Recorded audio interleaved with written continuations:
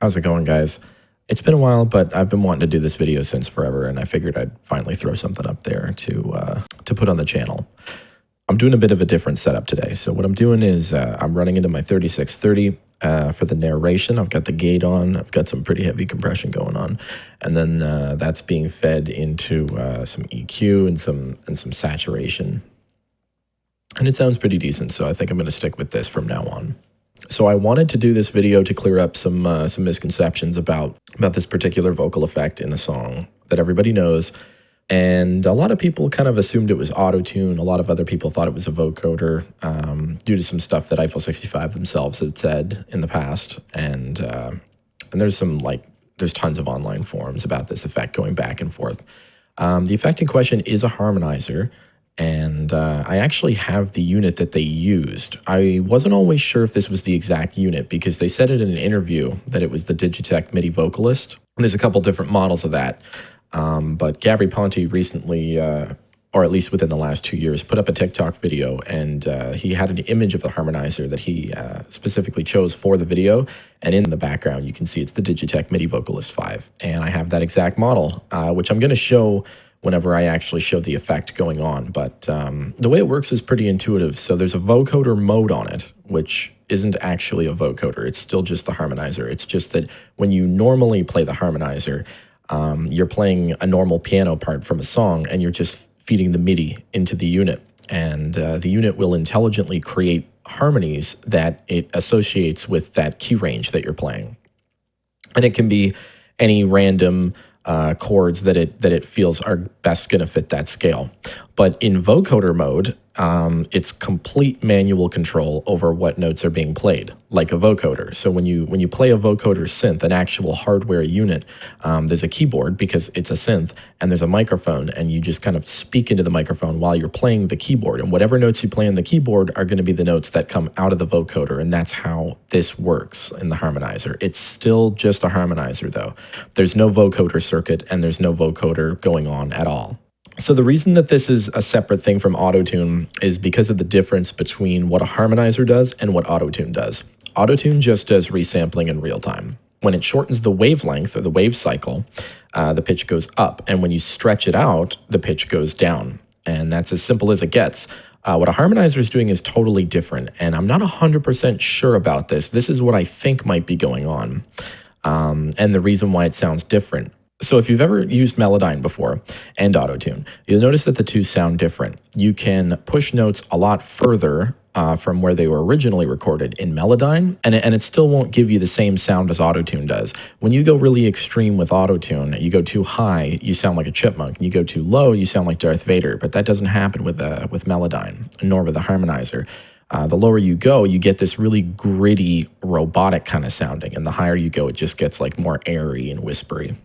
And the reason for that, and this is how I hypothesize the harmonizer to be working. So what I think it's doing is it's sampling the fundamental frequency of the incoming vocal, and the harmonizer is already set to recognize very specific frequencies as the intervals that make up a given scale. So it knows the difference between preset scales that are programmed into it.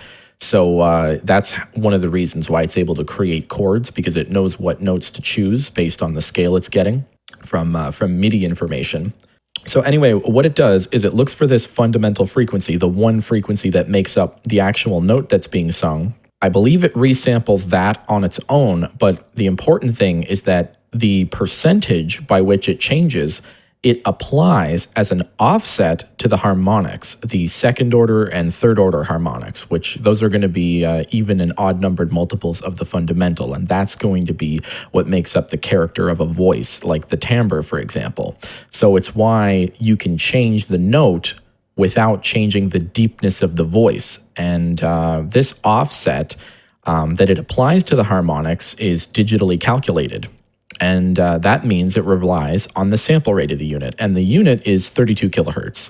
So the lower the sample rate is, the less accurate the offset to the harmonics is going to be. And that's why you get this really gritty, heavily digitized, distorted sound. At least that's what I hypothesize. That's how I think it works based on what I'm hearing.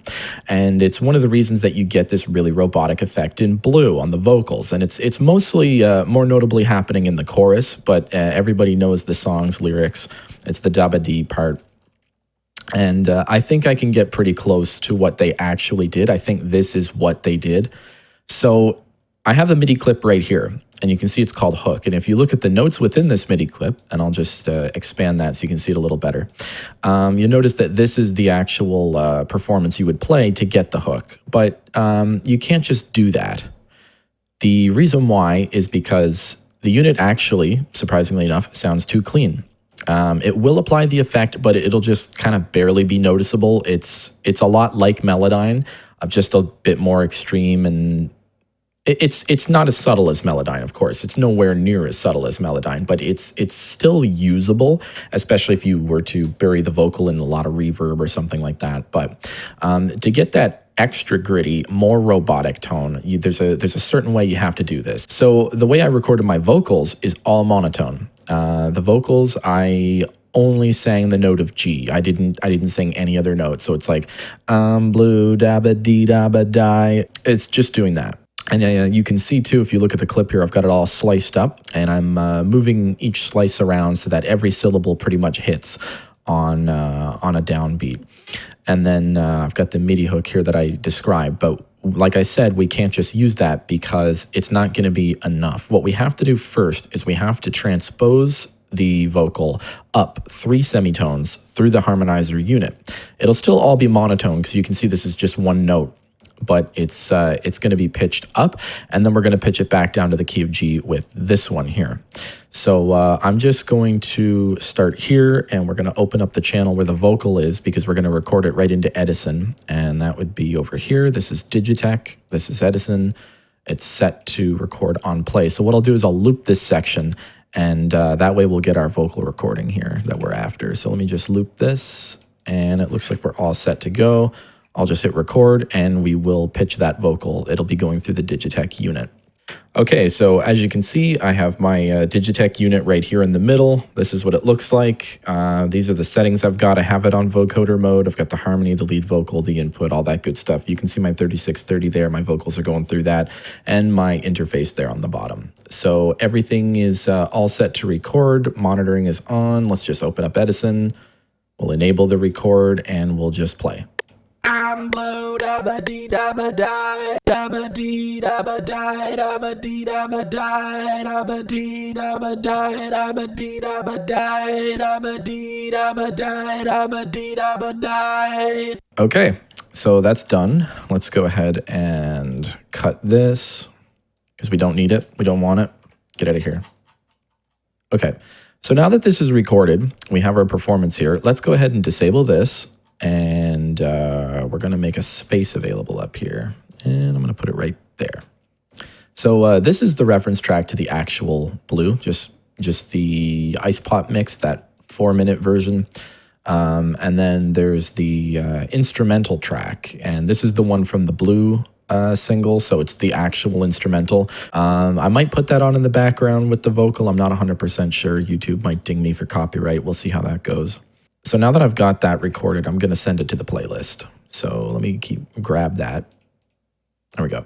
And we're going to send it in. Well, first we're going to call it Harmonizer Generation 1. Okay, here we go. Accept, and let's send that to the playlist. Okay. And I'm going to align this. I'm going to disable that. I'm going to enable this because this is pulling it back down to G where we need it to be. And I'm just going to go in very quickly, realign to where it was. There we are. And I think we're ready to bounce this back in G through the harmonizer. So let's get that going. All right, and the harmonizer is ready for bounce 2. So we're just going to make sure that Edison is set to record. It is, and here we go. There we go. Now you can already hear that we're getting a lot more of that effect that we're after. That grit. Now let's go ahead and stop that recording. Okay, we're going to go ahead in here. We're going to trim that because we really don't need that. Let's go cut that out. Delete. See ya.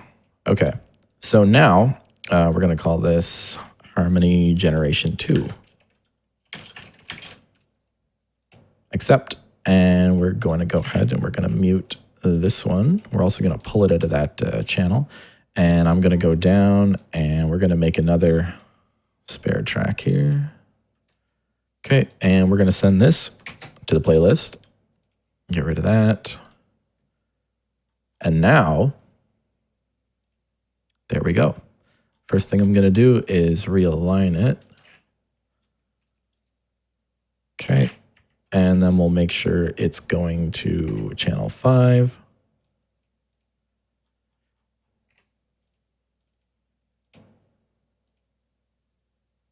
All right, just going to arm Edison. So we're all set to go.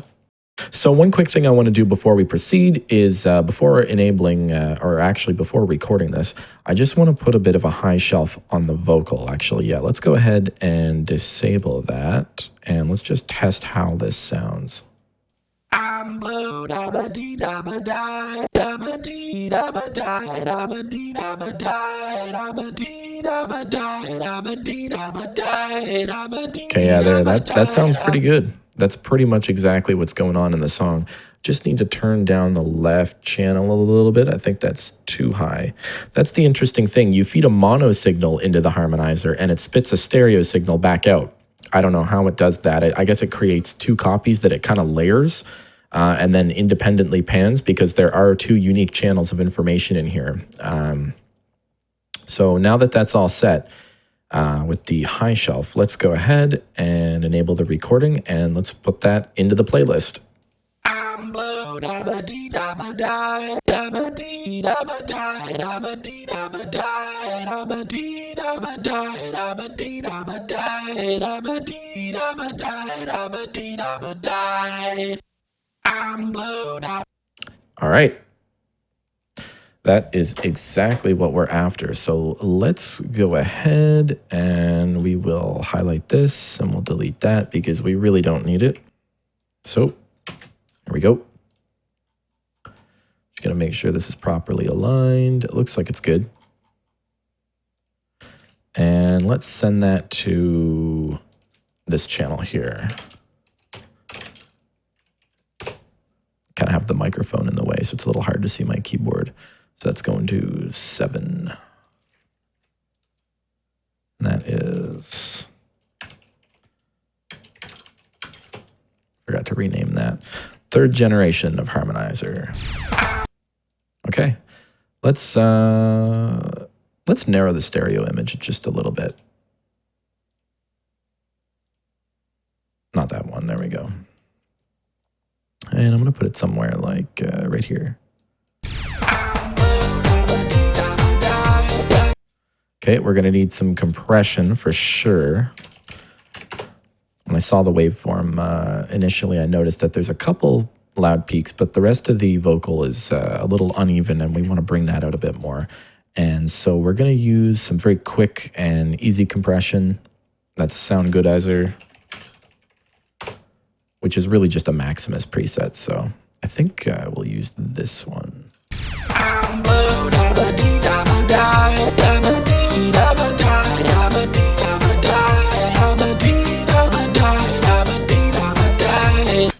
All right, and now we just need some EQ. And you know what? I kind of want, I like how that compression sounds. I think it'd sound cooler if it was more intense. So I'm going to EQ into the compressor. That's what I'm going to do. Give ourselves a, you know what? Maybe I'll keep that as a high shelf, actually. Roll off some low stuff.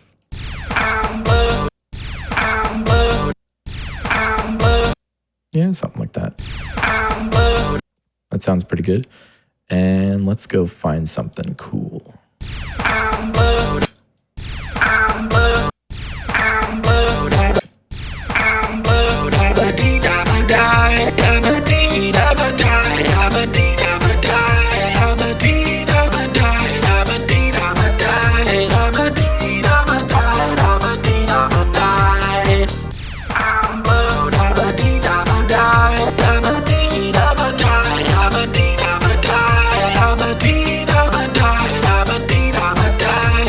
That sounds pretty friggin' close to me. Let's go ahead and throw some reverb on there as well. Some verb. We're going to open this up because I want a wide stereo image. We're going to go ahead and remove that early reflection completely. Tempo sync. There we go. Quarter note pre-delay. But reverb. Oops. I don't know why I call it that. It's not what it is at all. There. Force a habit. What else? Yeah, something like 60%. Maybe we want it a little more open. Let's just go fully wet. And let's decrease the size a little bit.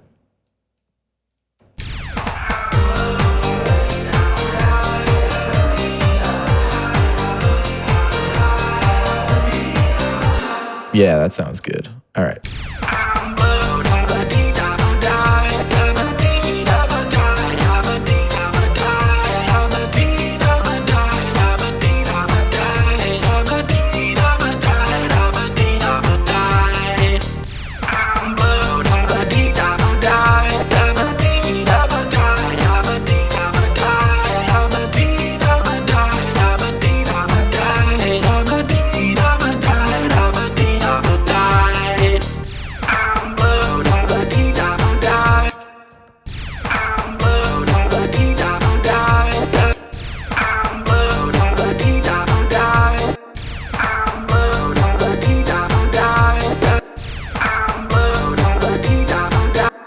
All right, I think that sounds pretty good.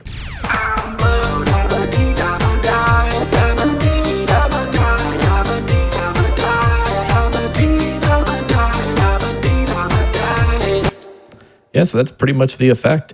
It's a really funny story how they came up with this too, because what they were trying to do was emulate auto-tune, which Cher had used on the song Believe, but no one was really that familiar with the effect at the time because it was just new. And it hadn't quite caught on everywhere. Not everybody had figured out how to do it. They must have had this harmonizer ready to go in the studio, and they just figured they'd mess around with it, see what they could come up with, and they got this. Once they figured out how it sounded, they probably experimented with it a bit, and they came up with this. And I think that pretty much covers it. Okay, so not everybody has access to a Digitech MIDI vocalist. As a matter of fact, very few people out there are going to have access to this because it's very hard to find. It's pretty rare these days. So what a lot of people are going to have to do, because there's no other option, is use software to do this. And thankfully, there's quite a handful of different softwares that can do this effect very, very well. They can pretty much nail it. And I wanted to go ahead and demonstrate a few of those today, just to give you guys an idea of how close the effect really is. So I'm going to go ahead and open up the channel that I've got everything routed to right now, which is this one right here. So the regular vocals just being fed to these three channels that are occupied by Pitcher, Decabuddy, and Voice Machine. So Pitcher is a software that comes native with FL Studio. And it's basically an auto-tuner, but it has a really important function. So I mentioned earlier that the harmonizer has an algorithm, its own algorithm, that it uses for pitch shifting. And if you enable the formant setting on Pitcher, it will use that exact same algorithm. Melodyne also uses that algorithm. You want to turn on the octave function, and it will automatically turn on MIDI. But in the case that it doesn't, just make sure both are engaged and make sure that the port, the input port for the MIDI information, matches the output port of your MIDI out plugin. This also comes native with FL. I forgot to mention that earlier. And you don't need to worry about anything except for port number. You want to make sure that whatever you set this number to, it matches in your harmonizer software. So 1 and 1, we're good to go. The speed setting doesn't really matter as much for this effect. I just have it set on the fastest one, but it'll do the effect regardless of what you have it set to. So I'm just going to go ahead, and before I hit play, it's weird that Pitcher does this, but Pitcher doesn't recognize MIDI notes in the octave in which they're occurring. It recognizes them an octave above that. So I'm going to go ahead and set its C5 to C6, and that'll make sure that all the notes that are playing are actually lower, so we're not getting something that's an octave above where it's supposed to be. So I'll just go ahead and hit play, and you'll hear Pitcher in action. Of course, I only have the producer edition of FL Studio, so we're going to have to wait a sec there for the demo limitation to go. Anyway, here is the vocal. with Pitcher. I'm blue, da ba dee da ba die, da ba dee da ba die, da ba dee da ba die. So you can hear it's pretty much dead on. It's very, very, very close to the Digitech effect, and it's good enough. You'll also notice what I'm doing here is I'm just using the straight single MIDI clip. I did not do this whole transposition thing, the generational processing where I transpose it, then bounce it, then transpose it again, then bounce it, and then do this. But if you want that more gritty, extra robotic sound with all that digital crunch to it, I would recommend doing it that way. This is just a quick example, so the video doesn't end up being an hour long. So that's pretty much it. There's not much else to go over as far as Pitcher is concerned. So let's disable Pitcher and enable the next software we're going to talk about, which is Decabuddy. And before we go ahead and demo Decabuddy, I'm going to go ahead into the MIDI out plugin, and I'm going to reset where our C5 is, because Decabuddy doesn't do that, that thing that Pitcher does.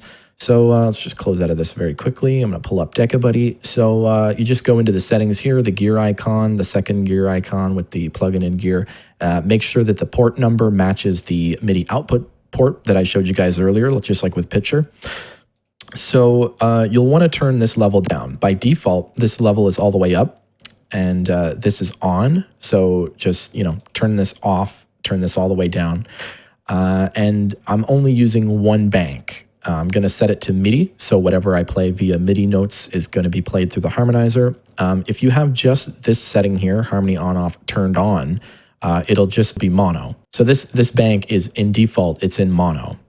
And even if you feed it a stereo signal, it'll still be in mono. So if you want it in stereo, you have to turn dual on-off on. You have to enable this setting here. The only thing you really have to change is quantize. I have this all the way up. And you want it all the way up because it's going to lock whatever comes through it to the exact MIDI performance that's coming through the software. So those are all the settings you need to worry about. I'm going to go ahead and hit play, and we'll demo Decabuddy. I'm blue, da ba dee da ba die, da ba dee da ba die, da ba dee da ba die, da ba dee da ba die, da ba dee da ba die, da ba dee da ba die, da ba dee da ba die. So that sounds pretty good. Again, it sounds a lot like the Digitech unit does, almost exactly identical.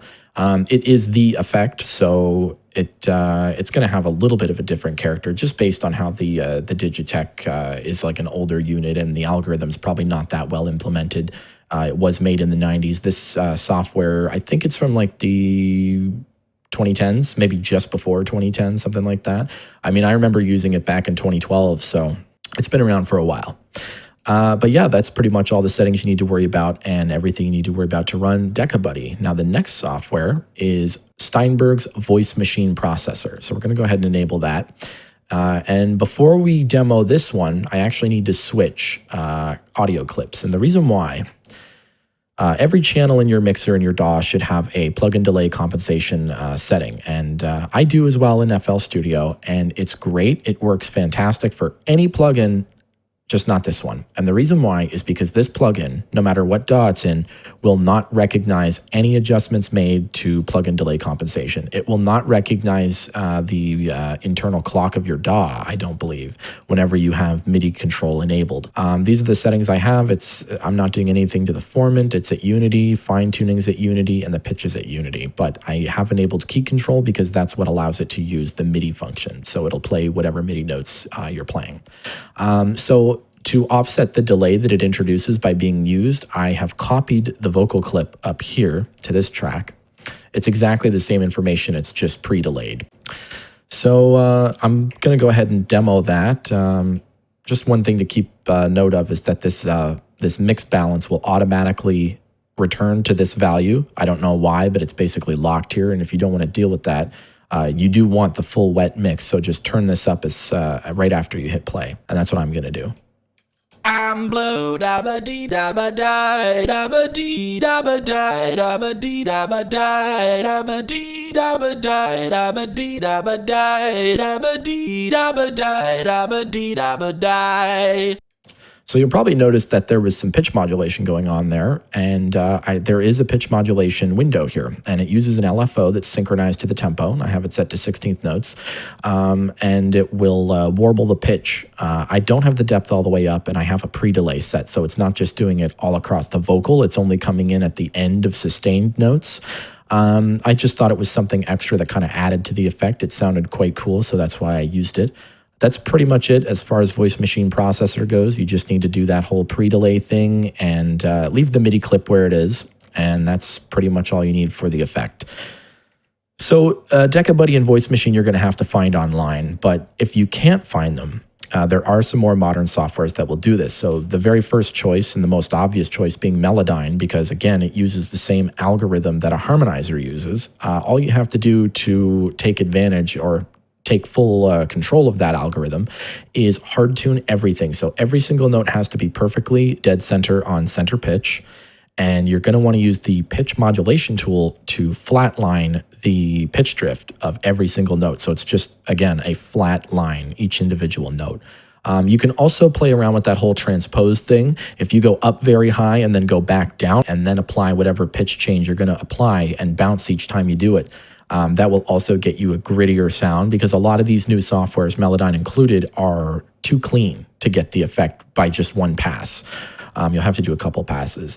Antares actually makes another software called, I think it's Harmony Evo, Antares Harmony Evo or something like that, or Antares Harmony Generator. I can't remember the exact name, but there is a software they make that will do this effect as well. It's the same thing. You just enable MIDI control and you can use the effect. Native Instruments has a software called The Mouth, I believe. I've never used it before, but I've heard it in action, so I know that it can do the effect. Another good one is it's Vocal Synth 1 and 2, Vocal Synth 1 and Vocal Synth 2 by Isotope. And Vocal Synth has different modules within it, like a vocoder module, and I think it's got like a sample rate reducer module. It has a harmonizer module. It's called Polyvox. That's the only one you're really concerned with, but you want to enable it and you want to enable the plugin's MIDI control function. But that'll get you the effect as well. There's another one called Octavox, which is made by Eventide. They're actually the ones that created the harmonizer in the first place, like the harmonizer. And that was back in 1975. Particular note of interest is that was the first unit ever released to the public that was capable of digital signal processing, and it was a harmonizer. So you know Eventide's software is going to be quite good for this effect. I believe there's another one. There's a couple harmonizers they have, including the H910, but it's not capable of getting this effect exactly, even with MIDI-controlled pitch shifting. I don't even think it's capable of that, actually, but I know that Octavox definitely is. So if you're going to use any of Eventide's softwares, Octavox is the one that'll give you the effect. That's pretty much, those are the ones that I can think of off the top of my head, but I know there's other softwares out there that'll do this. I believe Little Alter Boy is also capable of this effect. You would just want to mess around with the MIDI control function and maybe like a formant or timbre setting, something like that, but it should do the effect too. There's a lot of softwares out there that will. So thank you guys very much for sticking it through all the way to the end with me here. If you want to go ahead and hit subscribe and ding that notification bell, you can get notified anytime I release a video. Thank you very much, and have a good one, guys.